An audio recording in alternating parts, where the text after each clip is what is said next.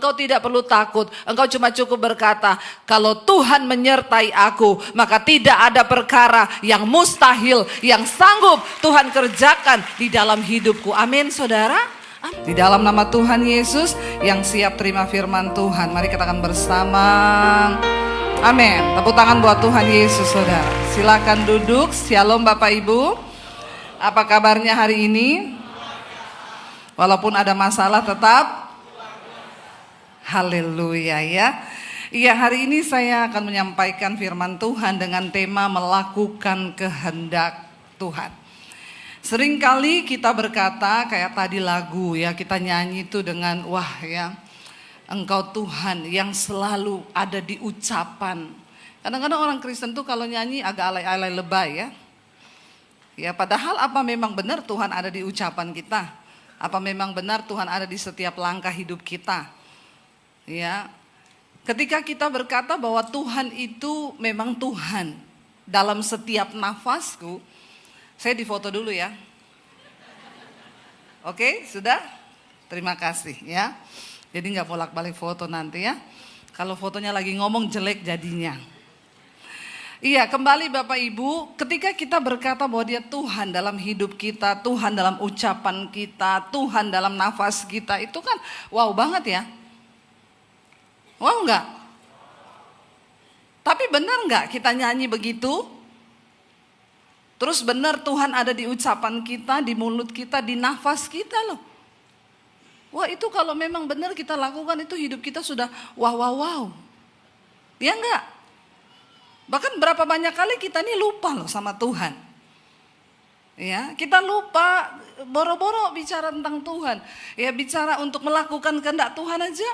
Ada orang-orang ketika dia ada masalah, lalu dikasih tahu cari Tuhan. Sorry banget ya, gua bahkan ingat Tuhan aja kagak. Padahal Kristen, ingat Tuhan aja enggak. Contoh paling simpel nih, saya kemarin waktu di pesawat mau landing ya, udah seneng kan, sudah diumumin ya. Beberapa saat lagi kita akan segera mendarat di bandara ya di Surabaya. Jadi persiapkan ya diri Anda, kenakan sabuk pengaman, tegakkan sandaran kursi, tutup kaca jendela, melipat meja dan lain sebagainya. Kalau sudah dengar gitu kan seneng toh. Bentar lagi sudah mau turun sampai di tujuan. Udah seneng, yes, udah mau sampai. Ya, saya tuh biasanya main game kalau di pesawat saudara. Ya, di pesawat tuh saya kalau nggak main game baca Alkitab. Ya, karena itu waktu kosong. Jadi ketika itu saya main game, tiba-tiba udah siap-siap nih, tinggal 15 menit lagi mau landing diumumin. Maaf, ya pengumuman dari bandara sebab Surabaya hari ini sedang hujan deras di bandara, jadi kita nggak bisa landing sekarang. Kita akan berputar-putar. Ya, itu sangat tidak enak di hati ketika mendengar begitu ya. Kalau muter-muter di mall enak toh? Muter-muter di udara. Tadinya saya masih tenang saudara, paling juga nanti 5 menit, 10 menit sambil menunggu katanya pengumuman dari bandara. Saya main game saudara. Saya lihat jam ini hampir setengah jam dia putar-muter nih pesawat. Saya bilang ini aduh bahaya juga ya kalau sampai 1 jam. Kita mesti dialihkan nih turunnya kalau nggak di Surabaya, di Bali apa di mana itu kan banyak kejadian. Saya dulu pernah mau turun di Pekanbaru nggak bisa, akhirnya landingnya di Batam. Harus nginap semalam di Batam. Ini bisa bubar semua acara nih. Tiba-tiba saya bilang gini, Tuhan ini kok begini ya. Terus ada suara di hati saya begini, kamu sih nggak doa. Terus saya bertobat saudara. Tuhan ampuni saya, iya dari tadi saya ini cuma main game. Ya memang kadang-kadang pendeta itu juga perlu bertobat. Apalagi jangan senang dulu kau, belum selesai saya, apalagi jemaat. Saya terus minta ampun saudara. Saya bilang Tuhan ampuni saya Tuhan. Iya saya ini dari tadi cuma main game. Saya berdoa Tuhan engkau yang pegang kendali atas cuaca. Tolong kasih terang itu cuaca di Surabaya supaya pesawat ini bisa landing. Karena besok saya mau khotbah.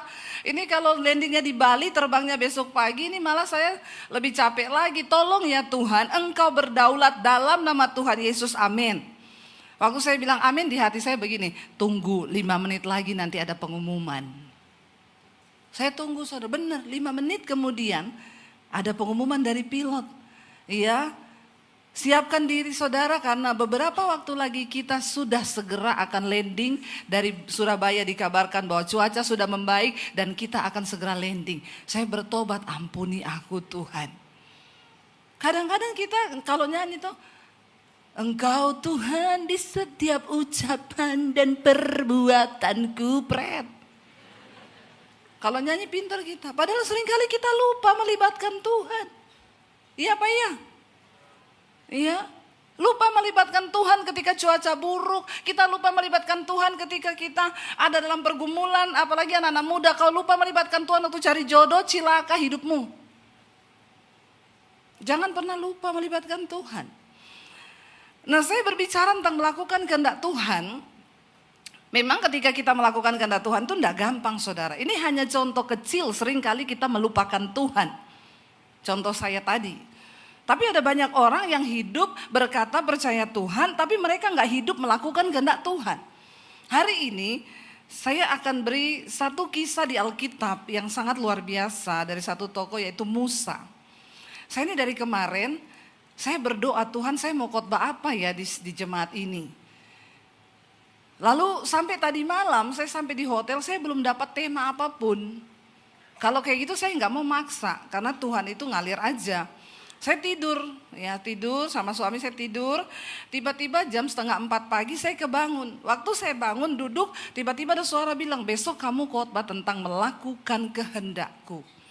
Jadi 3:30 pagi saya buka firman Tuhan tuh, saya cari ayat ya, Roh Kudus menuntun saya untuk kita belajar hari ini dari seorang tokoh yang ada di Alkitab yaitu Musa. Kenapa Musa ini sangat menarik sekali saudara? Kalau kita tarik dari kisah sejarah bangsa Israel, ya kita akan melihat berapa banyak yang tahu sejarahnya bangsa Israel di sini? Ya. Yang lulus sekolah minggu berapa banyak? Ya, bangsa Israel itu adalah keturunan dari Bapak Abraham. Dan janji Tuhan berikan kepada Abraham, ya, dia akan menjadi bapak berkat dan anak cucunya akan memenuhi bumi. Ya. Lalu Abraham itu menjadi bapak iman, bapak orang beriman kata Alkitab. Nah, Abraham punya anak, siapa nama anaknya? 2? Yang dapat bisa jawab saya kasih sepeda. Di bawah ada sepedanya siapa enggak tahu. Abraham tuh punya anak 2, siapa? Udah salah dulu ini, banyak yang salah nih menjawab. Orang Kristen ini tiap minggu duduk di gereja ini. Enggak tahu sejarahnya. Ya, dia punya anak 2, Ishak dan Ismail. Ya, tetapi Ishak adalah anak perjanjian. Ishak punya anak. Siapa anaknya Ishak? Esau dan Yakub. Satunya Joko. Karena di Surabaya. Jadi ini namanya Joko. Ya. Nah, dari Esau dan Ishak ini Tuhan memilih untuk memberikan hak kesulungan itu kepada siapa? Akhirnya jatuh ke tangan harusnya kan Esau, tapi Esau tidak layak, Tuhan memilih akhirnya memberikannya kepada siapa? Yakub, ya, Yakub, maaf. Saya sengaja ini mengecohkan pikiran saudara. Lalu kepada Yakub, dan Yakub akhirnya dalam satu malam dia bergumul dengan Allah. Dan di situ Tuhan merubah namanya menjadi Israel. Nah, Israel ini punya anak yang akhirnya menjadi 12 suku Israel, ya, termasuk salah satunya adalah Yusuf. Ketika mereka diam di tanah Kanaan dan ternyata akhirnya Tuhan mengizinkan Yusuf diusir oleh keluarganya dan dibuanglah Yusuf sampai ke tanah Mesir. Yusuf diangkat menjadi pejabat di Mesir. Tapi ternyata karena Tuhan tahu nanti akan ada kelaparan di tanah Kanaan, Yusuf dikasih jabatan di Mesir supaya nanti dia bisa tolong keluarganya. Jadi hari ini kalau kau diberkati, Itu karena Tuhan punya rencana supaya kau nolong keluargamu yang masih belum berhasil. Amin. Lalu ketika Yusuf ada di Mesir, benar terjadi ya kelaparan di tanah Kanaan. Dan akhirnya Yusuf diangkat menjadi Perdana Menteri. Dia memberikan jalan keluar kepada Fir'aun. Dia bilang, kamu harus bikin lumbung, gudang yang besar. Timbun semua makanan di masa kelimpahan 7 tahun. Setelah 7 tahun itu akan datang 7 tahun masa kekeringan. Disitulah akan terjadi kelaparan yang besar, gak ada makanan. Ketika seluruh dunia menghadapi kelaparan, di Mesir yang ada makanan. Lalu Yakub ini suruh anak-anaknya, kamu pergi ke Mesir, belilah gandum di sana. Anak-anaknya pergi ke Mesir. Sampai di sana Yusuf kenal sama saudaranya ini. Itu keluargaku. Tapi mereka tidak kenal Yusuf. Karena Yusuf udah jadi pejabat, bajunya udah beda, mukanya juga sudah beda. Yang terawat dan tidak terawat itu beda. Ya, Yusuf kenal mereka, mereka tidak kenal Yusuf. Lalu Yusuf bilang, kamu keluargaku. Yusuf ampuni, Yusuf peluk mereka. Yusuf bilang, pergi jemput papa dan seluruh keluarga kita, angkut semua bawa ke Mesir. Karena waktu itu Yusuf pejabat di Mesir, Tuhan sudah atur, makanya Raja Fir'aun mengizinkan Yusuf membawa seluruh keluarganya di Mesir. Dan Alkitab berkata ketika ada di Mesir, bangsa Israel berkembang menjadi bangsa yang besar. Mereka diberkati dan disertai Tuhan. Karena memang janji berkat ada di atas kepala Bapak Abraham. Mereka diberkati menjadi besar. Tiba-tiba Fir'aun mati. Diganti sama Fir'aun yang baru. Nah, Raja Fir'aun yang baru ini sudah tidak kenal Yusuf. Yusuf juga mati. Ketika mati Raja Fir'aun, Raja yang Fir'aun baru nih naik, dia bilang enak banget ini bangsa ini, cuma nginep tinggal di negara kita, tapi kok udah jadi kaya, bahkan lebih kaya daripada orang Mesir. Lalu dia mengharuskan untuk bangsa Israel itu dijadikan budak kerja paksa. Ketika bangsa Israel kerja paksa, mereka makin makmur. Fir'aun keluarkan peraturan begini, setiap bayi Ibrani yang lahir di tanah Mesir harus dibunuh. Udah, kita cegah bangsa ini untuk berkembang biak lagi di negara kita. Musa lahir di tengah peraturan Fir'aun, semua bayi yang lahir harus dibunuh. Ketika Musa lahir, orang tuanya takut, jangan-jangan bayiku ini nanti dibunuh. Lalu dia bikin kayu peti dan dibungkus dengan daun papirus supaya nggak dimakan buaya. Lalu Musa ditaruh di peti itu, dihanyutkan di sungai Nil, ya, bukan di Kali Ciliwung. Dihanyutkan di sungai Nil. Waktu putri Fir'aun lagi mandi di sungai Nil bersama dayang-dayangnya, mereka melihat itu kok ada peti, apa isinya? Diambil, waktu dilihat, ih bayi, cakep banget nih bayi. Lalu putri Fir'aun bilang, ini pasti bayinya orang Ibrani. Karena dia takut dibunuh, dibuang. Tapi putri Fir'aun jatuh cinta sama bayi itu. Lalu diambillah bayi itu, dipelihara. Ini saya kayak guru sekolah minggu, cerita sama anak sekolah minggu ya. Lama-lama kok saya pikir-pikir saya jadi guru sekolah minggu ini ya. Tapi memang saya yakin banyak yang belum mengerti nih ceritanya. Karena dulu belum lulus sekolah minggu. Lalu dipeliharalah sama putri Fir'aun. Tapi saudara nggak lihat ini adalah rencana Tuhan. Tuhan tuh tahu meluputkan orang-orang pilihannya. Walaupun di tengah tekanan yang besar, di tengah ancaman yang besar, kalau Tuhan berkenan atas kehidupan seseorang, maka dia akan lindungi dengan caranya yang ajaib. Amin. Lalu Musa bertumbuh di dalam istana. Lo bayangkan lo, harusnya dibunuh, tapi karena dia mau dipakai Tuhan, dilindungi Tuhan, justru dibesarkan di dalam kerajaannya Fir'aun. Itu kan ajaib toh. Lalu Musa bertumbuh jadi seorang pemuda yang gagah perkasa. Tapi dia tahu dari mana asalnya dia. Satu kali ketika dia lagi lihat orang Ibrani ditindas kerja paksa, dipukul sama orang Mesir, Musa nggak tega. Musa pukul orang Mesir itu sampai akhirnya mati. Dikubur di dalam pasir. Tapi ada yang lihat. Lalu orang yang lihat bilang, saya akan lapor Fir'aun kamu. Kamu kan orang Ibrani, kamu bunuh orang Mesir. Habis ini kamu bakal dibunuh. Waktu dilaporkan sama Fir'aun, Fir'aun marah besar. Dia tahu kalau Musa ini adalah orang Ibrani, orang Israel. Nanti kamu akan dibunuh. Waktu Musa tahu dia akan dibunuh, dia lari ke daerah orang Midian. Makanya kalau punya uang, pergi ke Israel. Jangan ke Eropa terus, amin. Biar tahu itu, oh Mesir di sana, daerah orang Midian di sini. Jauh juga Musa jalan ya. Pelariannya, saudara akan membayangkan. Kalau saudara lihat Yesus jalan dari Nazaret ke Bethlehem, saudara bisa mengangan-angan, gila ya, bayangkan Maria tuh dalam keadaan hamil jalannya. Pentingnya kita pergi ke Israel itu. Bukan untuk doa di tembok ratapan, bukan.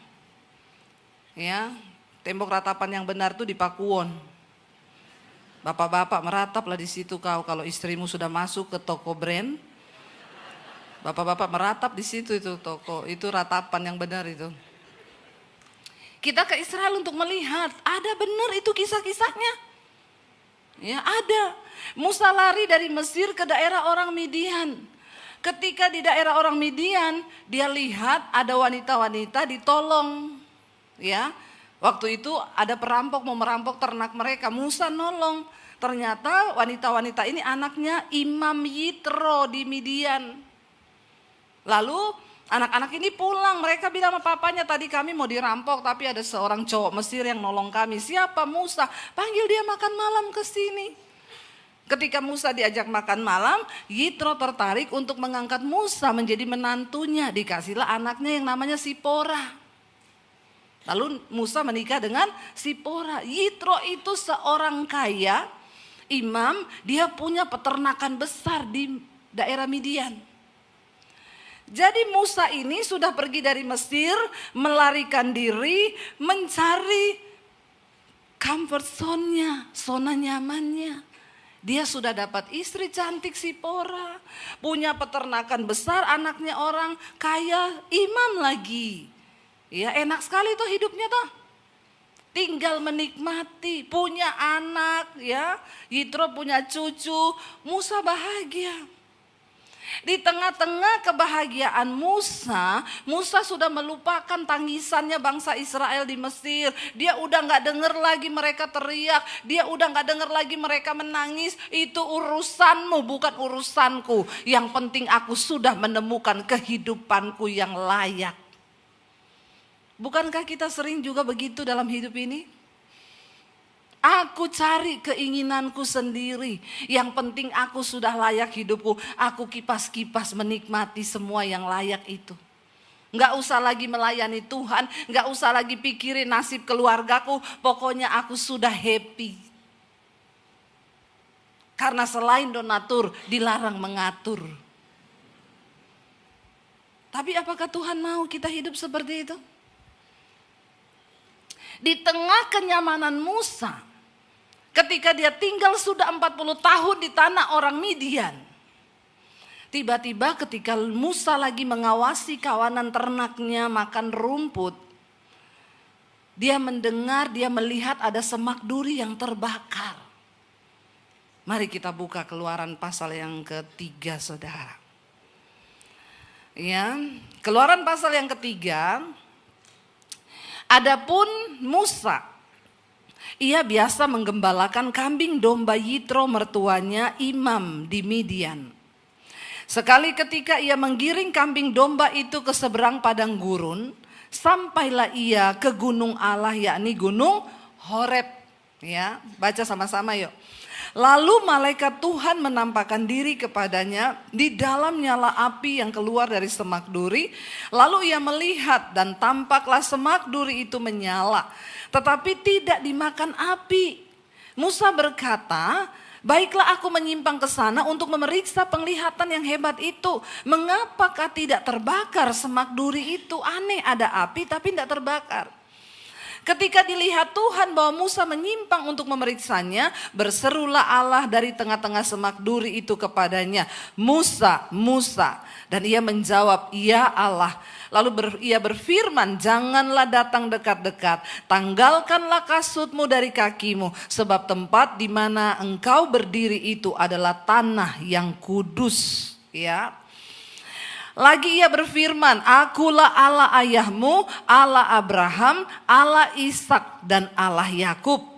Lalu Musa menutupi mukanya sebab ia takut memandang Allah. Dan Tuhan berfirman, aku telah memperhatikan dengan sungguh kesengsaraan umatku di tanah Mesir. Dan aku telah mendengar seruan mereka yang disebabkan oleh pengerah-pengerah mereka. Ya, aku mengetahui penderitaan mereka. Tapi Musa kan sudah tidak tahu. Musa sudah tidak mendengar teriakan teman-teman saudaranya di Mesir karena dia sudah ada di tempat yang nyaman. Musa sudah tidak mendengar, dia sudah nggak tahu penderitaan mereka dan dia sudah tidak mau tahu. Saudara, goal dari hidup kita ini apa sih? Mencari kenyamanan? Goal dari hidup kita ini apa? Ya, mencari comfort zone kita masing-masing. Yang penting keuanganku baik, keluargaku baik, rumah tanggaku baik, sudah cukup. Enggak sampai di situ. Tuhan panggil kita untuk melakukan kehendak Bapa. Dan Bapa itu punya kehendak masing-masing atas hidup kita. Apa yang hari ini Tuhan sedang taruh di hidupmu? Kita nggak usah berpikir mungkin melakukan kehendak Tuhan itu kayak Musa. Tiba-tiba Tuhan panggil saudara, hai anakku, kau harus ke Palestina sana. Kan nggak begitu juga saudara. Kita sudah nggak akan dapat yang seperti itu lagi, udah kagak. Tapi melakukan kehendak Tuhan banyak yang sederhana. Anak-anak muda, kau harus berdoa loh. Rencana Tuhan ke depan untuk kehidupanmu, pernikahanmu itu seperti apa? Mulai harus kau doakan dari sekarang, amin. Bapak ibu engkau berbisnis ketika Tuhan berkati, tanya sama Tuhan, Tuhan kenapa engkau berkati aku? Pasti ada tujuan Tuhan memberkati aku ini. Untuk apa? Waktu saya dan suami diberkati Tuhan, lewat YouTube di tengah pandemi, kami diberkati Tuhan. Kami bertanya, Tuhan untuk apa Tuhan memberkati kami? Ya, Tuhan jawab, untuk kamu bangun sekolah misi, kamu sekolahkan anak-anak yang tidak mampu dari desa-desa untuk mereka bisa menjadi misionari. Ya, lakukan kehendakku. Lalu saya ditantang Tuhan waktu itu, taruh berkat yang sudah kamu dapat dari YouTube itu untuk pembangunan sekolah misi. Gak main-main waktu itu, Tuhan minta 2 miliar saudara. Padahal waktu itu kami juga lagi baru-baru dapat duit itu. Menurut saudara 2M itu besar atau kecil? Oh, besar juga ya. Saya pikir kecil buat saudara. Kalau buat saudara besar, apalagi kami waktu itu saudara. Masih pas-pasan. Baru dapat nih berkat. Tuhan suruh taruh 2M untuk bangun sekolah misi. Setelah dibangun ternyata habisnya 4M lebih. Ya, tapi nggak apa-apa. Kalau itu yang Tuhan mau, memang untuk melakukan kehendak Tuhan tuh ada harga yang harus dibayar. Kita harus tinggalkan kenyamanan kita, tidak enak bagi daging kita. Yang mending uang 2M saya buat beli mobil mewah kan lumayan toh. Ya, tapi kan Tuhan punya rencana. Jangan sampai kau mati, uangmu itu cuma habis di tabungan tok semuanya. Tidak ada kau pakai untuk melakukan kehendak Tuhan. Enggak ada yang kau pakai untuk kerajaan Allah. Jangan sampai hidupmu 70 tahun kau hidup, tapi kau melakukan sesuatu untuk kehendak Tuhan berapa lama, berapa tahun. Kita bicara kehendak Tuhan, saudara gak usah bingung untuk berpikir kehendak Tuhan itu kayak apa. Contoh yang paling simple, Bapak ibu suami istri, kalau kau berantem nih, ya, kehendak Tuhan itu bicara di telingamu, berdamai, jangan lama-lama berantem. Setan bilang, berantem aja makin seru, makin wow. Yang saudara dengar, berdamai atau makin berantem? Angkat tangan yang makin berantem. Yang dengarnya berdamai dan langsung berdamai, angkat tangan. Yang bingung angkat kaki. Banyak orang Kristen itu kalau nyanyi, ya sebab engkaulah Tuhan di hidupku, di ucapan dan setiap langkahku pret. Padahal kalau berantem ya, udah tahu kan tak Tuhan jangan berantem, berdamai. Tapi kita lebih milih ribut atau berdamai. Makanya kita ini nggak dapat kepercayaan yang besar dari Tuhan. Suruh lakukan firman yang gampang aja nih. Suami istri tidak boleh berantem lebih dari 1 hari. Ada yang berantem 1 minggu tidak bicara. Tapi kalau di gereja nyanyi, engkau di setiap ucapan dan perbuatanku pret. Tapi kalau di gereja hebat nyanyinya. Anak muda, Tuhan suruh kau hidup kudus, tapi di depanmu ada permintaan, ada pergumulan antara bersinah atau hidup kudus. Kau pilih yang mana? Jatuh dalam persinahan atau hidup dalam kekudusan? Ini kehendak Bapa. Amin. Kita nggak usah bicara yang terlalu hebat. Ini cuma satu contoh. Kita belum loh, ya. Belum loh. Karena kalau kau tidak bisa lulus dalam hal-hal kecil, Tuhan tidak akan mempercayakan rencana yang besar atas hidup kita. Ayo kita bertobat sungguh-sungguh. Lalu akhirnya Tuhan bilang, kau tidak dengar Musa teriakan saudara-saudaramu, tapi aku dengar. Kau tidak lihat bagaimana penderitaan mereka di Mesir, tapi aku melihat. Dan hari ini mereka sudah berteriak kepadaku, kata Tuhan, dan aku mendengar teriakan mereka. Dan Tuhan berkata begini, ayat 8, sebab itu aku telah turun untuk melepaskan mereka dari tangan orang Mesir dan menuntun mereka keluar dari negeri itu ke suatu negeri yang baik dan luas, suatu negeri yang berlimpah-limpah susu dan madunya, ke tempat orang Kanaan, orang Het, orang Amori, orang Feris, orang Hewi dan orang Yebus. Sekarang seruan orang Israel telah sampai kepadaku, juga telah kulihat betapa kerasnya orang Mesir menindas mereka. Lalu Tuhan bilang begini, ayat 9, jadi ayat 10, sekarang pergilah, aku mengutus engkau kepada Fir'aun untuk membawa umatku orang Israel keluar dari Mesir. Menurut saudara, Musa ini dulu dari Mesir lari karena ada kasus. Dia bunuh orang Mesir. Dia ini buronan. Dia melakukan satu kejahatan yaitu membunuh orang. Tiba-tiba Tuhan bicara, dia suruh pergi ke Mesir. Kalau saudara jadi Musa, saudara mau pergi enggak? Itu tempat yang paling dia takuti loh. Dia nggak mau balik ke sana karena ada masa lalunya di sana yang belum selesai. Dan Tuhan suruh pergi untuk menghadapi masa lalunya itu, menghadapi orang yang paling dia takuti, yaitu Fir'aun yang akan membunuh dia. Ya, kan bisa saja masih ada orang yang ingat toh. Artinya apa saudara? Jangan lari dari masa lalumu, tetapi hadapilah masa lalumu itu bersama dengan Tuhan. Selesaikan itu, amin. Kalau kita juga jadi Musa, pasti akan berat untuk kita kembali ke sana. Itu pertentangan batin. Dan Musa lebih memilih, ya aku udah enak-enak di sini, Tuhan punya istri, punya anak, punya pekerjaan. Benar-benar aku sudah ada di zona kebahagiaanku. Ngapain Tuhan suruh pergi aku balik ke sana? Makanya Musa bikin banyak sekali alasan. Yang pertama, Musa bilang begini. Tapi Musa berkata kepada Allah, yang pertama, siapakah aku ini? Ya, kau salah pilih pasti Tuhan. Siapa aku ini? Maka aku yang akan pergi menghadap Fir'aun dan membawa orang Israel keluar dari Mesir. Musa tidak merasa dia itu siapa-siapa. Seringkali kita pun ketika mau dipakai Tuhan, kita ini merasa kita bukan siapa-siapa. Tapi percayalah ketika Tuhan yang pilih kita, kita pasti punya sesuatu yang spesial di mata Tuhan. Waktu Tuhan pilih saya, ya tahun 95 Tuhan datangi saya.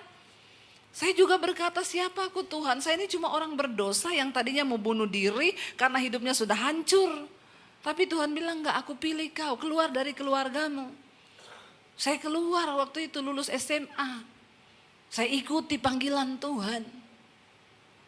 Lalu saya mulai menyerahkan hidup. Siapa aku Tuhan? Semua kita itu tidak ada menjadi orang yang berharga. Semua kita ini sampah dulunya. Tapi kalau kau mau dipakai Tuhan, maka Tuhan akan melayakkan hidup kita. Amin Bapak Ibu.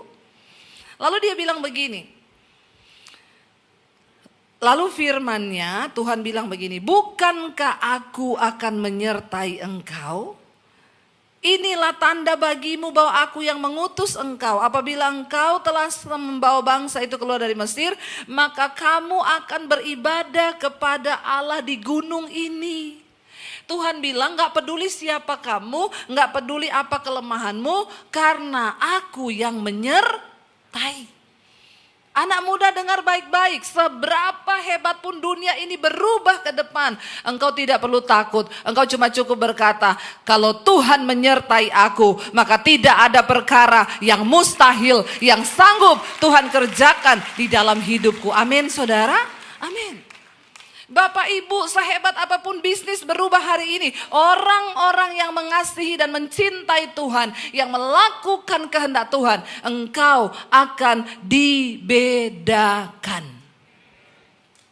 Di tengah keadaan pasang surut, orang yang mengandalkan Tuhan, yang menyerahkan hidup untuk melakukan kehendak Tuhan, engkau akan melihat perbedaan.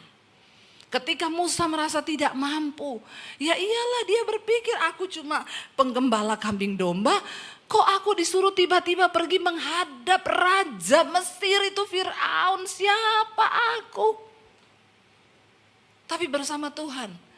Saya juga ketika membaca ayat ini, ya Tuhan itu berkata, siapa kamu Debbie Basir yang dulu?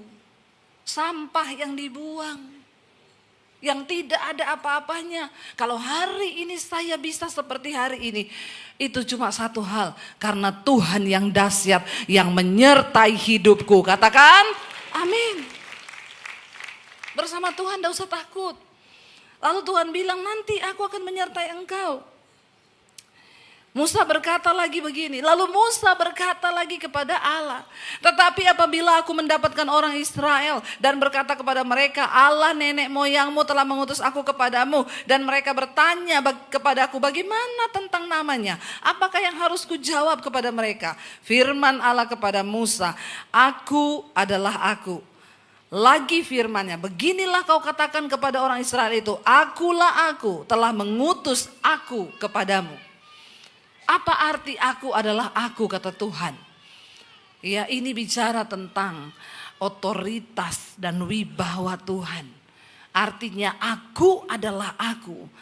Dia Tuhan yang melakukan segala hal yang dia kehendaki, yang tidak akan bisa dibantah oleh siapapun juga, tidak akan bisa dibantah oleh raja. Dia yang sanggup memberkati sekalipun keadaan tidak mampu, sekalipun keadaan suram. Kalau Tuhan berkata, aku adalah aku yang melakukannya, itu bicara tentang otoritas Allah dalam kehidupan kita saudara. Karena itu percaya kepada Tuhan. Ketika aku adalah aku, Tuhan itu bersama-sama dengan kita. Dia bebas melakukan kehendaknya. Sekalipun orang bilang kau sampah, kalau aku adalah aku, Tuhan itu yang berdaulat atas hidupmu, hadir di hidupmu.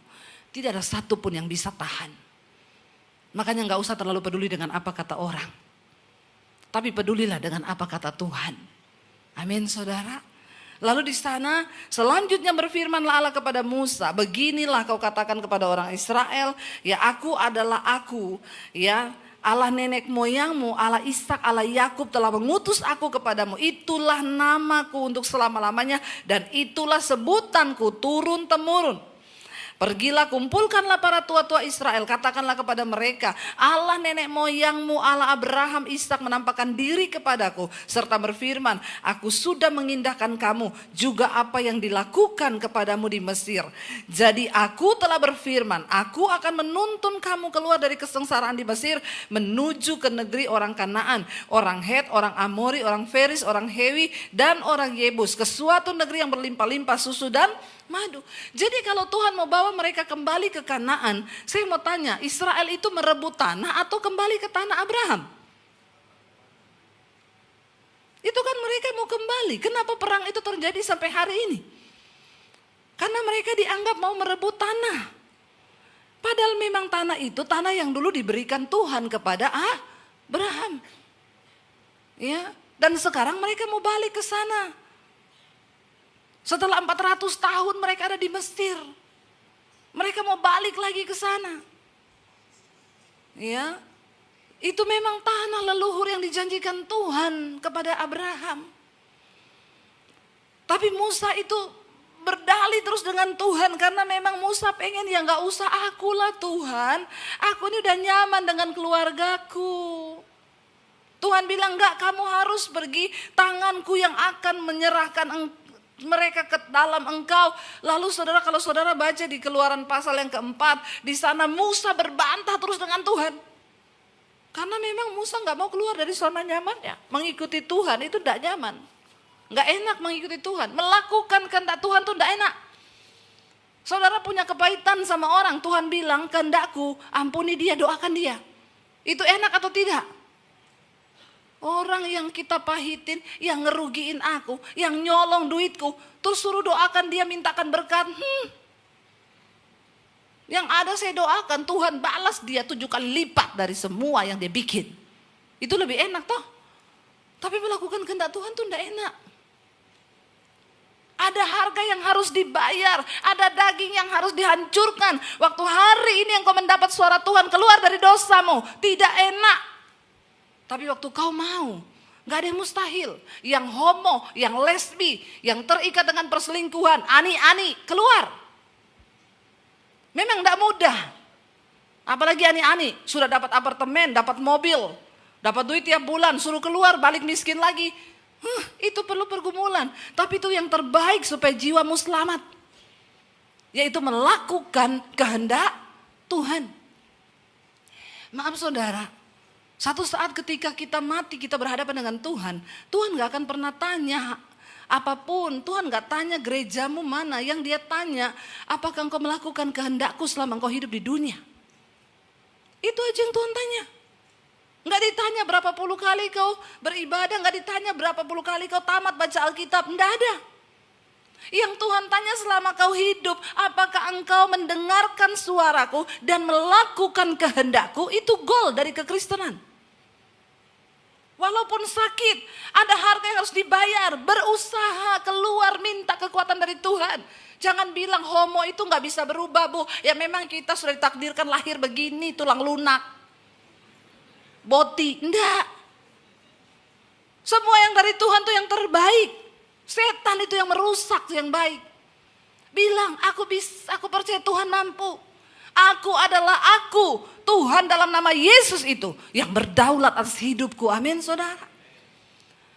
Musa beralasan terus. Akhirnya Musa bilang ini, Tuhan bagaimana caranya itu aku bisa datang ke mereka. Mereka pasti gak akan percaya siapa aku nih. Tuhan bilang mereka akan percaya. Sekarang apa yang ada di tanganmu Musa? Tongkat, lempar tongkat itu ke tanah. Waktu Musa lempar tongkatnya berubah jadi ular. Musa takut, dia lari. Tuhan bilang jangan takut, pegang ekornya. Ketika Musa pegang ekornya, ular itu berubah kembali menjadi tongkat. Itu tanda penyertaanku. Akan ada tanda-tanda ajaib yang menyertai engkau. Mereka pasti akan percaya. Tuhan tidak pernah salah pilih orang. Dan otoritas Allah itu akan diberikan kepada orang-orang yang dipilih oleh Tuhan. Sehingga orang akan percaya bahwa dia memang dipilih Tuhan. Karena memang banyak yang palsu juga sekarang yang ngaku-ngaku.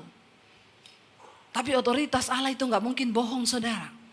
Lalu Musa masih gak percaya. Tuhan mereka pasti gak percaya. Sekarang Tuhan bilang masukkan tanganmu dalam jubahmu.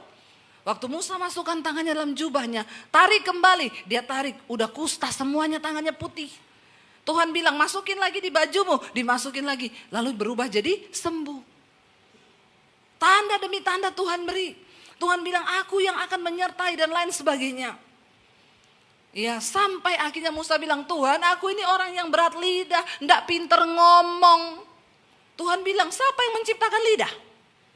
Siapa yang ciptakan mata manusia hingga dia bisa melihat? Siapa yang ciptakan lidah manusia sehingga dia bisa berbicara?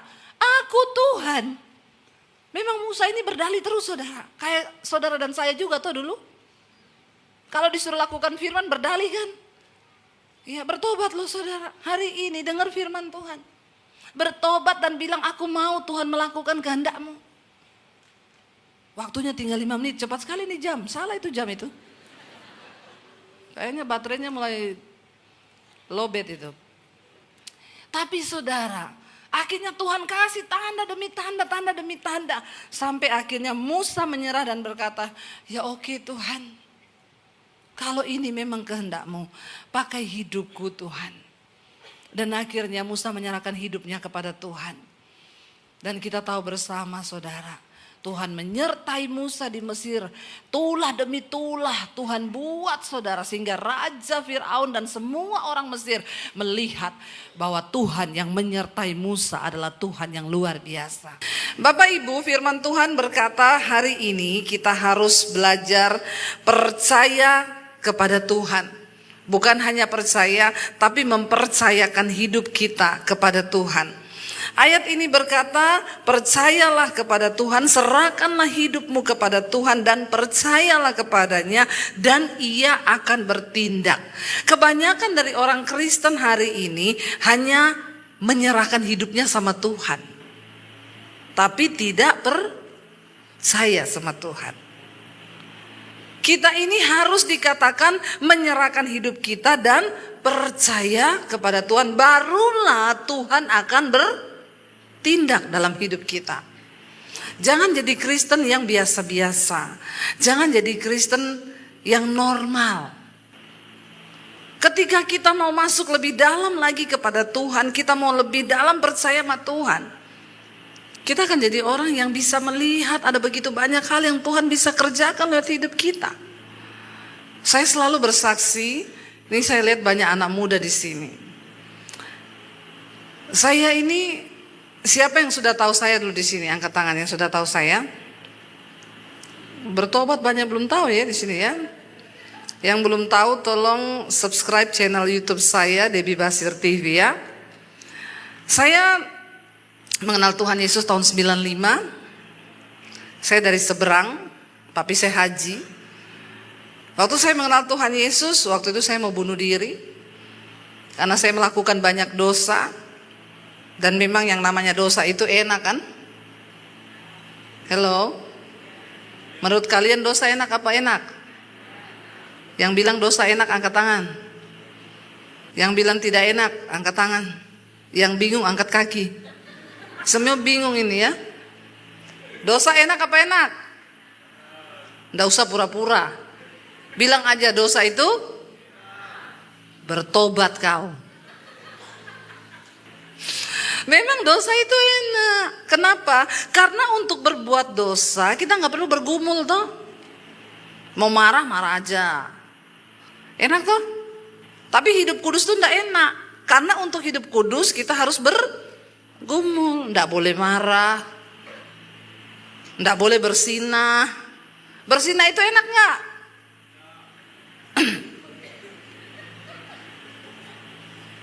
Nggak usah pura-pura lagi. Ya, karena iblis tahu kok. Bukan cuma Tuhan tahu, iblis juga tahu kok. Jadi percuma kita duduk diam di gereja. Kalau kita di luar sana melakukan dosa, Tuhan tahu siapa milik kepunyaannya, dan juga setan tahu siapa milik kepunyaannya. Alkitab bilang, ada begitu banyak saksi di sekeliling kita. Saksi yang pertama Tuhan, saksi yang kedua setan. Karena setan bisa lihat kita, tapi kita tidak bisa lihat setan.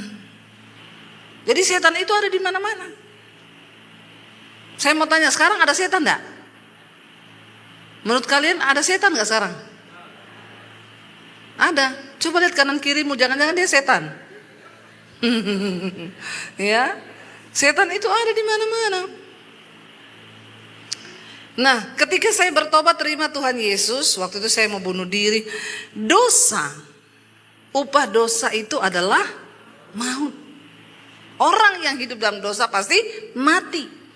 Maut bukan cuma mati, binasa.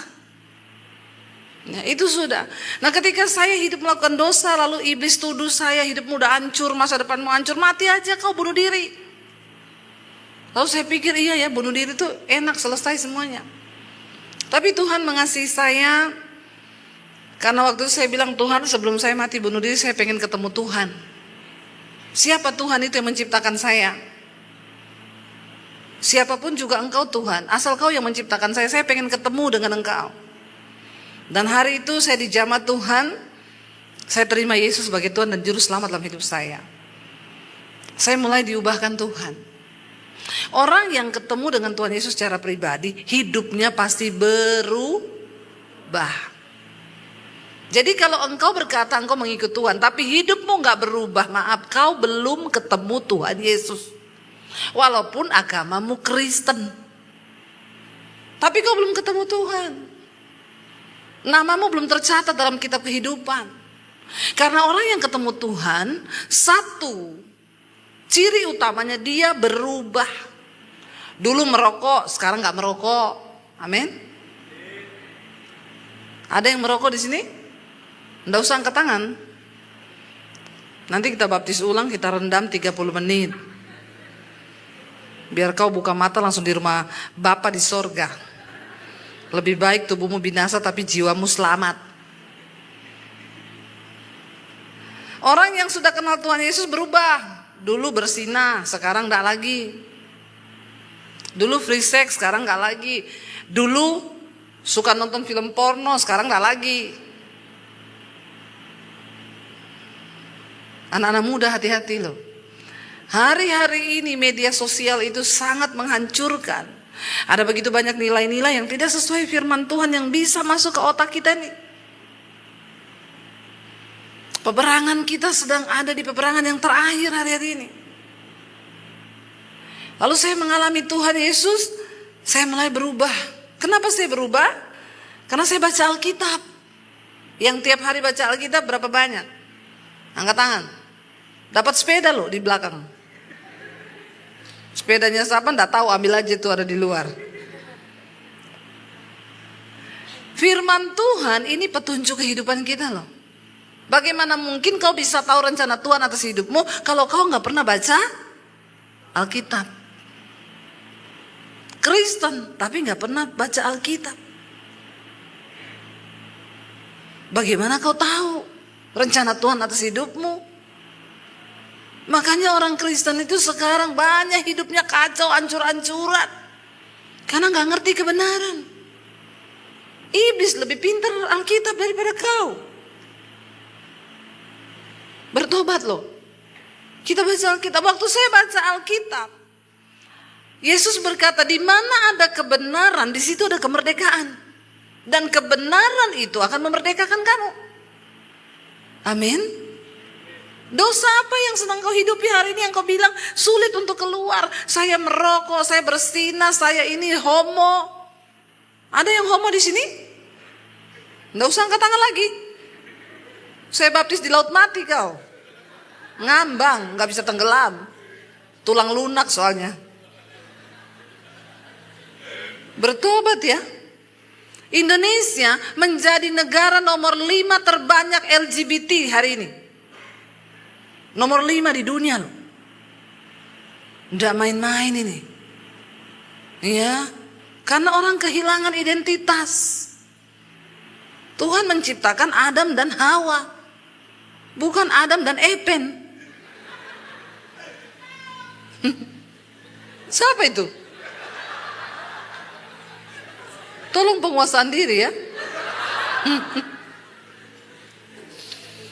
Iya saudara. Ini nomor 5 di dunia, ini gak main-main ini. Jangan tertawa, kalian sedih loh. Ini dosa, ini orang-orang yang sedang menuju kepada kebinasaan.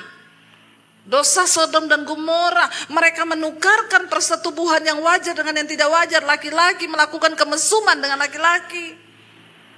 Cumi ketemu gurita. Itu, aduh. Ya, saya itu waktu pelayanan di Australia, saya dibawa jalan di satu tempat.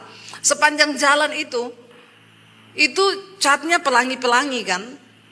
Mereka bilang, Bu, ini tempatnya LGBT. Semua ini sepanjang jalan ini mereka kalau pawai itu di sini, Bu. Terus saya cerita, di Indonesia kemarin baru ketangkap 64 orang cowok melakukan kemesuman sama-sama di satu villa. Terus orang yang di Australia bingung, di Indonesia iya, hebat ya Indonesia ya. Di Australia yang pusat-pusatnya LGBT tidak pernah ada kasus begitu. Di Indonesia ini yang kayaknya diam-diam, itu ketangkap terus pesta homoseksual bareng di villa. Makanya cewek-cewek ini sekarang kamu udah gak bisa dapat cowok yang six pack. Karena kebanyakan cowok six pack sudah punya cowok. Jadi yang tersiksa yang one pack itu saja. Tapi itu yang normal memang sih. Mengerikan hari-hari ini, tulang lunak berkeliaran, boti. Ketawa kau. Ya. Ngeri sekarang ini akhir zaman. Ya, kenapa itu bisa terjadi? Kesesatan terjadi di mana-mana. Nah, orang itu bisa percaya sama Tuhan. Serahkanlah hidupmu pada Tuhan dan percayalah. Itu artinya apa? Kita nih mempercayakan hidup kita sama Tuhan. Waktu saya bertobat, saya baca Alkitab. Dan kebenaran, yaitu Alkitab itu membebaskan saya. Saya mulai catat dosa-dosa saya. Waktu saya baca itu Galatia pasal yang kelima. Karena barang siapa melakukan perbuatan daging, dia tidak mendapat bagian dalam kerajaan Allah. Karena perbuatan daging itu telah nyata, percabulan, kenajisan, hawa nafsu, nafsu jahat, iri hati, kebencian, dendam, amarah, perseteruan, pertikaian, roh pemecah belah, itu semua ada dalam daging kita. Dan barang siapa melakukan hal-hal itu, dia tidak mendapat bagian dalam kerajaan Allah. Waktu saya lihat, itu semua dosa ada dalam diri saya. Ya ampun, berarti saya ini orang yang tidak terdaftar. Kita nih semua, nanti nama-nama kita ini kan yang boleh masuk surga itu yang namanya tercatat di dalam kitab kehidupan. Ya, catat baik-baik ya. Namanya juga kitab kehidupan. Yang dicatat adalah kehidupan. Setiap jam dari hidupmu hari ini, itu harus engkau pertanggungjawabkan di hadapan Tuhan kelak. Itu dicatat. Ada namanya Debbie Basir. Dia bertobat tahun 95 menerima Tuhan Yesus, waktu itu mau bunuh diri. Sejak hari itu dia menyerahkan hidupnya sama Tuhan. Tiap hari dia terus belajar untuk diubahkan, melakukan firman. Ada catatannya. Nah, kalau Tuhan mau catat kisah hidupmu, apa yang dia mau catat? Jangan sampai dicatat ada cowok namanya Epen, dia ini tulang lunak, boti. Lama-lama namamu dihapus dari kitab kehidupan itu. Karena tidak ada yang bagus satupun dari kisah hidupmu. Bertobat loh, bertobat. Bilang kanan kirimu, bertobat kau. Bertobat saudara. Akhirnya saya catat itu buku dosa saya. Saya catat, ya ampun, semua kedagingan ada sama saya. Amarah ini ada. Lalu bagaimana saya berubah? Perubahan hidup itu gak terjadi begitu saja. Kita harus melekat sama Tuhan, punya niat untuk sungguh-sungguh mau diubahkan. Tuhan, aku ini pemarah loh Tuhan. Alkitab bilang orang pemarah itu tidak masuk surga. Ubahkan aku Tuhan jadi orang sabar. Tuhan, aku ini terikat film porno loh Tuhan. Aku tahu itu dosa Tuhan. Aku mau diubahkan. Begitu caranya. Karena firman Tuhan berkata, berbahagialah orang yang mengakui dosanya dan meninggalkannya. Tapi celakalah orang yang menyembunyikan dosanya.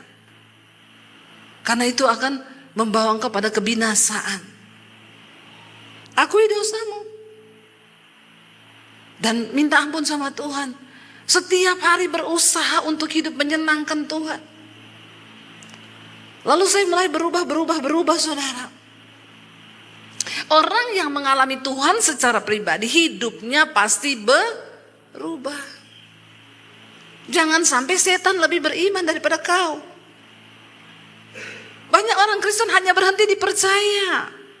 Makanya kitab Yakobus bilang, engkau percaya hanya ada satu Allah saja, itu baik. Tapi setan juga percaya akan hal itu. Jadi kalau iman kita hanya berhenti dipercaya, berarti kita satu level sama siapa? Engkau percaya hanya ada satu Allah saja, itu baik. Tapi setan juga percaya. Berarti kalau engkau level imanmu cuma sampai dipercaya, berarti kau satu level sama? Bilang yang kenceng, sama? Biasa aja. Musuh setan. Ya, saya takut malah setan lebih rohani loh. Banyak ini orang Kristen ini, ya kelihatannya rohani, ternyata rohana. Bertobat saudara ya. Kita harus banyak memberi hidup ini bagi Tuhan. Ayo berubah, ayo mengalami perubahan. Ayo ngakui di hadapan Tuhan. Jangan berhenti di level iman percaya tok. Serahkanlah hidupmu kepada Tuhan dan percayalah kepadanya. Kita perlu menyerahkan seluruh hidup kita, baru belajar untuk percaya sama Tuhan. Maka dikatakan dia akan bertindak. Tuhan gak bisa bertindak kalau engkau cuma percaya. Dia tunggu engkau menyerahkan hidupmu, masa depanmu, jodohmu. Ya, ini yang belum menikah berapa banyak? Tolong angkat tangan yang belum menikah. Kaum jomblowers malam ini. Ya, tapi berbahagialah kalau kau belum menikah. Sudah Pak, turun tangannya sudah. Maksudnya dia supaya ada yang melihat toh, siapa tahu kan. Ketemu jodoh ya. Oh, enggak mau menikah. Oh, mau hidup selibat saja. Untuk Tuhan Yesus. Ya. Jadi bersyukur kalau kau belum menikah. Enggak apa-apa belum nikah, yang penting happy, amin. Daripada nikah tapi tidak. Emang ada yang begitu? Banyak toh. Makanya ini yang muda-muda, kau bergumul. Mau menikah itu kan jodohmu cuma satu toh, yang terbaik dari Tuhan toh. Jadi kau ndak usah kebanyakan coba-coba, gonta ganti pacar terus. Nanti ketemunya bukan tulang rusuk, tulang kaki. Kalau dapat tulang kaki sakit dak? Sakit. Jodoh kita tuh cuma satu yang terbaik. Tapi kau harus berdoa, connect sama Tuhan supaya Tuhan kasih tahu rencananya. Saya dulu pertama kali bertobat, saya bilang sama Tuhan, saya tidak mau menikah Tuhan. Saya hanya mau hidup untuk Tuhan saja. Tapi waktu saya berdoa, saya dapat suara Tuhan satu kali. Tuhan bilang, kamu terlalu cantik untuk tidak menikah. Masalah buat lo. Nggak usah tepuk tangan. Saya tidak suruh tepuk tangan. Ya. Lalu saya mulai berdoa, Tuhan kalau saya ada jodoh, Tuhan kasih tunjuk di mana jodohku. Ya, aku mau dapat yang terbaik. Karena alasan saya menikah bukan karena umur tua. Aku mau menikah untuk menggenapi rencana Tuhan atas hidupku. Jadi kalau laki-laki yang datang tidak menggenapi rencana Tuhan, mau menggagalkan rencana Tuhan, Tuhan dalam nama Yesus, halau dia daripadaku, amin. Coba yang perempuan-perempuan doamu begitu. Jangan murahan. Ya, gonta-ganti pacar, dibawa kanan kiri. Ujung-ujungnya kepengen kaya, menikmati semuanya. Akhirnya mulai jadi pelakor. Ditanya, ani-ani, no, simpenan. Bertobat, jangan kau yes. Setan dua-dua itu. Ya, ani-ani no, simpanan yes. Ngapain lu mau simpanan? Ya. Podoa itu sama aja. Ayo kita jaga hidup kita dalam kekudusan. Sebab Tuhan punya rencana yang besar buat kita. Siapa yang bisa menggagalkan rencana Tuhan itu? Ya kita sendiri. Kalau setan memang sudah pasti pengen gagal. Tapi setan tidak akan pernah bisa menggagalkan rencana Tuhan atas hidup kita kalau kita tidak setuju dengan setan. Kita setuju dengan Tuhan. Saya hampir gagal rencana Tuhan. Tapi dulu saya hidup dalam dosa karena saya tidak mengenal Tuhan Yesus. Saudara ini kan mengenal Tuhan Yesus kan? Di tanganmu ada Alkitab, kau bisa belajar, kau bisa mengerti jalan Tuhan. Sayang kalau kau tidak baca Alkitab, dari mana kau tahu rencana Tuhan? Dari mana kau tahu tuntunan hidupmu? Alkitab ini penuntun jalan hidup kita. Lalu saya ketemu Tuhan Yesus. Kalau saya tidak ketemu Tuhan Yesus malam itu dan tidak menyerahkan seluruh hidup saya sama Tuhan, ya hari ini nggak akan ada Debbie Basir yang seperti hari ini. Akhirnya saya percaya Tuhan, hidup saya berubah. Keluarga saya bingung lihat saya berubah. Lalu saya mengakui bahwa saya sudah menerima Yesus sebagai Tuhan dan Juru Selamat. Papi saya marah, saya diancam mau dibunuh waktu itu. Tapi akhirnya papi saya bilang, percuma saya bunuh kamu. Karena imanmu tidak mati, yang mati cuma tubuhmu. Malam ini saya kasih kamu pilihan. Kalau kamu tak percaya Yesus, keluar dari rumah, jangan bawa ijazahmu. Saya melihat kamu keluar dari rumah gak bawa ijazah. Saya melihat Yesusmu kasih makan kamu pakai apa. Pilihan yang berat buat saya. Saya keluar dari rumah malam itu. Kenapa saya keluar dan memilih Tuhan Yesus? Karena saya sudah mengalami Tuhan secara pribadi. Orang yang mengalami Tuhan secara pribadi tidak mungkin meninggalkan Tuhan. Entah apapun alasannya. Apalagi cuma masalah jodoh. Ya, saya sudah berdoa Bu, minta Paulus, Yohanes, Petrus dikirim, Yakobus, yang datang Zulkifli. Jangan. Ya, mending kau tidak nikah daripada kau tinggalkan Tuhan Yesus. Akhirnya hidup saya berubah. Saya dipulihkan Tuhan. Saya nggak bisa tinggalin Yesus karena Rasul Paulus bilang tidak ada satupun yang bisa memisahkan aku dari Kristus. Ya, ketika kita ini mau bayar harga, percaya sama Tuhan, ada upah bagi orang yang sungguh-sungguh mengasihi Tuhan. Saya tetap bertahan karena saya sudah merasa Tuhan ubahkan saya. Paulus bilang tidak ada satupun yang bisa pisahkan aku dari kasih Kristus. Apakah itu kelaparan, aniaya, ketelanjangan, tidak ada satupun. Karena Yesus, pengenalan akan Kristus Yesus lebih mulia daripada segala-galanya. Dan saya mengalami itu, saya tinggalkan keluarga saya. Saya mulai berubah, saya diusir dari rumah. Saya tinggal di kos-kosan, nyuci baju, nyuci piring anak-anak kos supaya bisa tinggal gratis. Mau cari kerja nggak punya ijazah. Saya berdoa Tuhan, apa yang Tuhan mau dari hidup saya? Saya ini cuma pengen kenal Tuhan Yesus. Tapi kenapa saya begitu susah seperti hari ini? Dan akhirnya Tuhan bawa saya untuk masuk sekolah misi Alkitab. Lalu saya belajar di sana dan akhirnya saya dikirim ke kota Solo dan saya ketemu suami saya di Solo. Tuhan kasih yang terbaik. Ya, enggak usah tentuin gantengnya seperti apa karena Tuhan tuh tahu yang seimbang. Amin. Kadang-kadang orang juga nggak nikah-nikah karena tidak seimbang. Doanya salah. Udah tahu wajahnya SNI mintanya yang standar USA.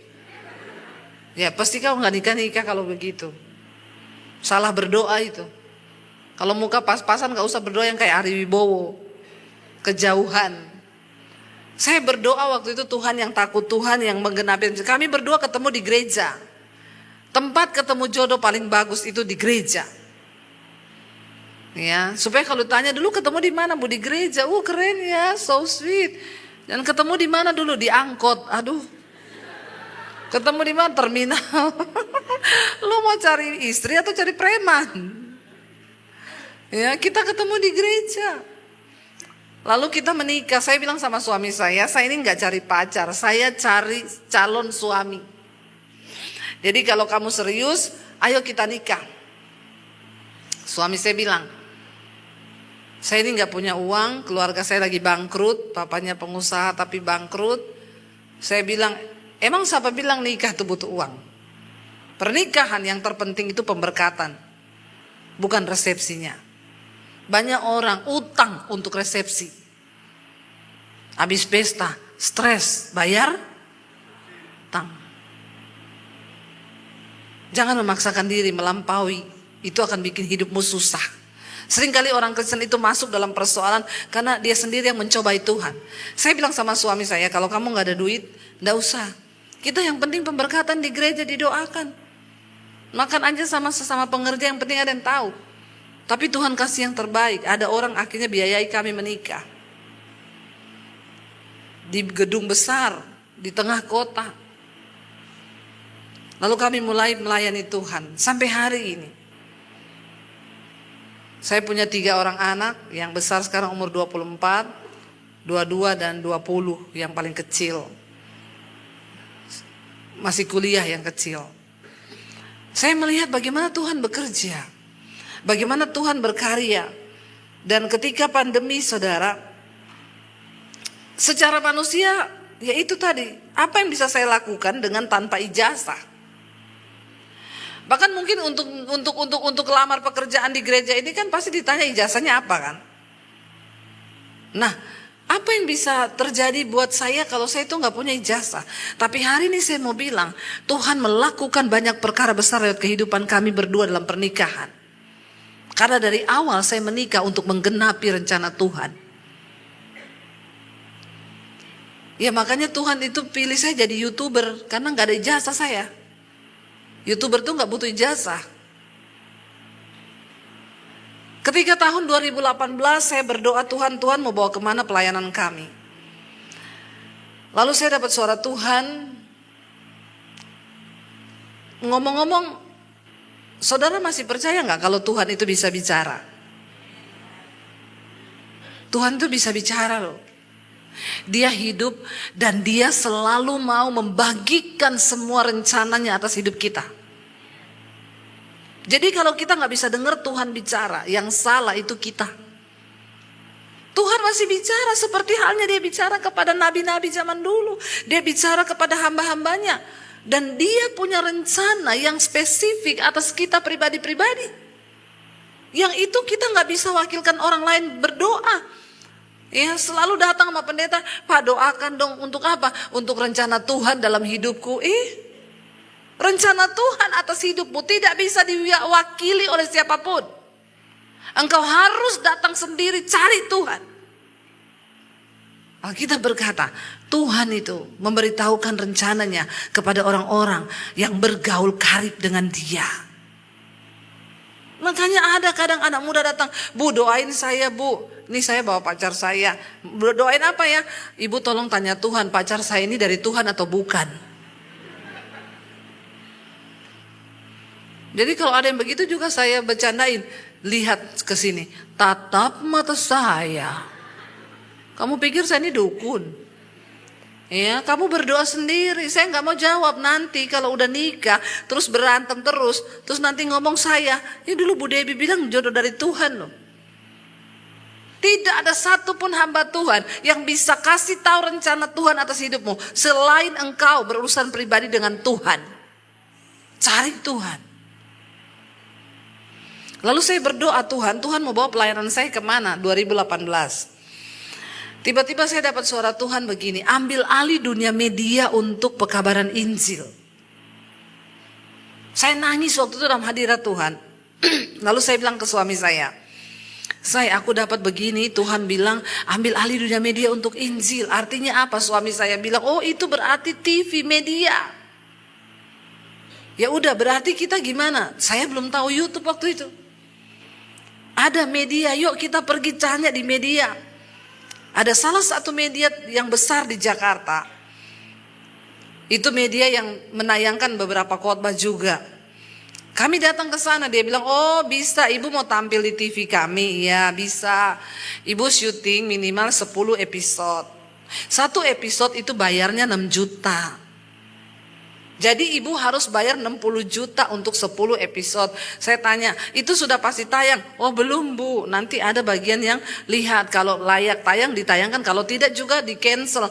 Loh jadi saya sudah bayar 60 juta, saya belum pasti tayang? Iya, langsung muntabir saya. Ya, muntabir itu mundur teratur tidak berkabar. Muntabir. Ya. Enggak saya kasih kabar lagi. Pertama saya dapat uang 60 juta dari mana? Hari itu enggak ada duit saya. Yang kedua belum pasti tayang. Tapi saya bawa terus visi itu. Sampai satu kali saya khotbah di Bali. Saya dengan mami saya janjian ketemu keluarga. Saya lihat di situ ada orang syuting saudara. Pakai kamera. Produsernya duduk di samping meja saya tanya, Pak ini lagi syuting buat apa? Oh kami mau bikin TV Bu, di mana? Di YouTube. Oh emang YouTube itu apa? Oh sekarang artis beralih ke YouTube semua 2018. Oh saya exciting tuh waktu dia jelasin. Saya bilang berarti saya juga bisa ya? Iya ibu punya konten apa mau bikin YouTube? Orang yang bikin YouTube itu yang ada konten. Saya bilang biasa aja, careless. Kenapa emosi ya? Sekarang channelnya dia udah tutup. Padahal saya belajar dari dia. Saya pulang, saya ngomong ke suami saya, aku tahu yang Tuhan mau. Kita bikin YouTube. Suami saya bilang, apa lagi ini ya? Tapi yang Tuhan suruh. Karena Tuhan bilang gini, aku akan memberkati engkau dengan tuaian bangsa-bangsa, bahkan berkat bangsa-bangsa. Kami akhirnya mulai bikin channel YouTube. Waktu itu cuma syuting pakai handphone, pakai iPhone udah cukup. Cari-cari lighting pakai matahari. Lalu saya mulai tayang khotbah. Khotbah yang benar-benar menjadi penjangkauan bagi banyak orang. Itu salah satu khotbah saya, nanti saudara cari di YouTube. Yang judulnya Akibat Dosa Tersembunyi. Wah, itu orang konseling, saya taruh nomor handphone saya. Itu orang konseling cerita terbuka tentang dosanya. Saya mulai doakan. Mulai dari jemaat, homo. Sekarang udah dilepaskan, dia udah nikah sama perempuan. Mereka terbuka, cerita dosanya. Karena itu akibat dosa tersembunyi. Nanti kalian wajib tonton itu. Kalau mau konseling hubungi nomor telepon saya di bawah ini. Karena seringkali orang ada dosa tapi dia gak berani ungkapin. Tiba-tiba datanglah pandemi. Kita kan gak pernah tahu kalau mau ada pandemi 2020. Tapi Tuhan udah kasih bocoran sama orang-orang yang sungguh-sungguh mencari hatinya. Pandemi datang, gereja tutup, gak bisa ibadah. Orang Kristen bingung cari. Waktu pandemi channel saya baru 50.000 subscribe-nya. Ketika pandemi datang, gereja tutup, channel saya naik 1 hari nambah 1.000 subscribe tiap hari. Wow, enggak? Ini enggak punya channel ya? Makanya pada enggak ngerti, enggak tahu susahnya cari subscribe ya. 1 hari nambah 1.000 subscribe, wow enggak? Bukan cuma wow. Itu Tuhan. Itu Tuhan. Hari ini hampir 1 juta channel saya subscribe-nya. Semua karena anugerah Tuhan. Dan benar-benar Tuhan menggenapi. Di tengah masa pandemi, saya mulai orang konseling. Setelah pandemi, saya diundang pelayanan ke Amerika, ke Australia, ke bangsa-bangsa. Siapa saya? Orang yang dulu mau bunuh diri karena hidup saya hancur. Hari ini Tuhan bisa pakai saya untuk menjadi penginjil, bukan cuma di Indonesia, tapi di seluruh dunia. Bahkan hari ini lihat pelayanan kami bisa bangun sekolah misi di Bandungan, Semarang. Kalau ada di antara saudara yang mau jadi misionari, datang ke sekolah kami. Nggak punya duit, gratis, nanti kabari saya. Karena visi yang kami dapat dari Tuhan. Tuhan tuh bilang, persiapkan penuai di akhir zaman. Karena tuaian banyak, tapi penuai sedikit. Untuk bisa jadi penuai, kalian gak perlu jadi pendeta dulu. Nggak usah mau jadi pendeta semua. Nanti saya banyak saingan. Ayo, serahkan hidupmu. Dibentuk Tuhan, dipakai Tuhan. Kita gak perlu jadi pendeta dulu baru mau jadi penuai. Tuhan sedang membangkitkan penuai-penuai di akhir zaman hari-hari ini. Tuhan berkati kami. Sehingga kami hari ini bisa menjadi berkat bagi pelayanan di desa-desa. Membangun banyak gereja-gereja yang hancur di desa-desa. Apa yang tidak mungkin bagi manusia? Saya ini orang yang diusir keluar dari rumah tidak bawa ijazah. Saya mau tanya, hari ini semua orang berlomba-lomba kuliah untuk cari yang namanya ijazah. S1, S2, S3, S21, S23 kayak Samsung sudah. Untuk demi cari masa depan yang katanya menurutmu itu masa depan. Saya cuma mau bilang, tanpa Tuhan, ijazah setinggi apapun yang kau pegang di tanganmu tidak akan pernah berarti. Hari-hari di dunia berubah begitu cepat. Kau baru kuliah, yang dipecat sudah ratusan ribu orang yang kehilangan pekerjaan. AI itu Hollywood bikin film udah nggak pakai orang, pakai AI. Bahkan dia punya profil Instagram. Itu bukan manusia nyata. Sekarang iklan-iklan, orang udah gak pakai artis, pakai AI. Di Tiongkok bangun rumah sakit AI, udah gak usah pakai dokter. Semua teknologi yang bergerak. Ke depan semua keahlian manusia akan digantikan dengan teknologi. Terus bagaimana engkau yang tidak hidup, yang cuma pas-pasan skillnya, ya udah otaknya pas-pasan, skillnya pas-pasan, mager, kelamaan tidur, kayak keong racun. Terus berharap masa depanmu cerah begitu? Siapa yang mau buat?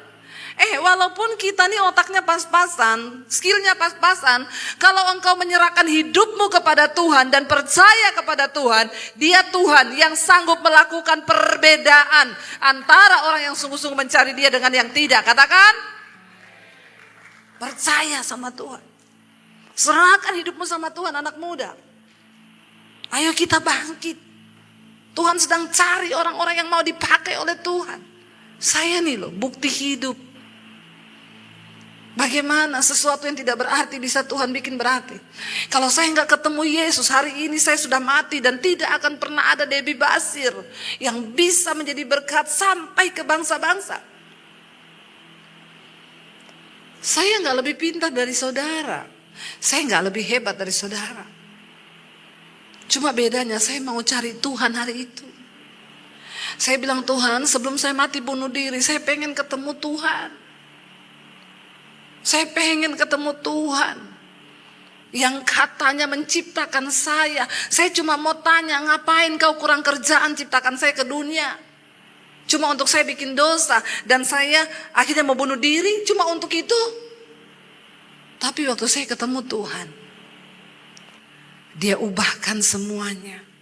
Paradigma saya berubah, hidup saya berubah, cara pandang saya berubah. Saya mulai mengejar rencana Tuhan atas hidup saya. Dan ketika saya ketemu rencana Tuhan, saya melihat, wow, apa yang Tuhan buat. Hari ini firman Tuhan berkata, serahkanlah hidupmu kepada Tuhan dan percayalah kepadanya, dan Ia akan bertindak. Ia akan memunculkan kebenaranmu seperti terang dan hakmu seperti siang. Tidak ada yang bisa merebut hak hidupmu dari Tuhan. Hari ini saya nggak peduli apapun yang sedang saudara alami. Kuncinya cuma satu, ayo cari Tuhan. Serahkan hidupmu kepada Tuhan. Dan sungguh-sungguh percaya kepadanya. Kalau Dia menyertai hidupmu saudara, maka engkau akan melihat Dia melakukan sesuatu yang berbeda.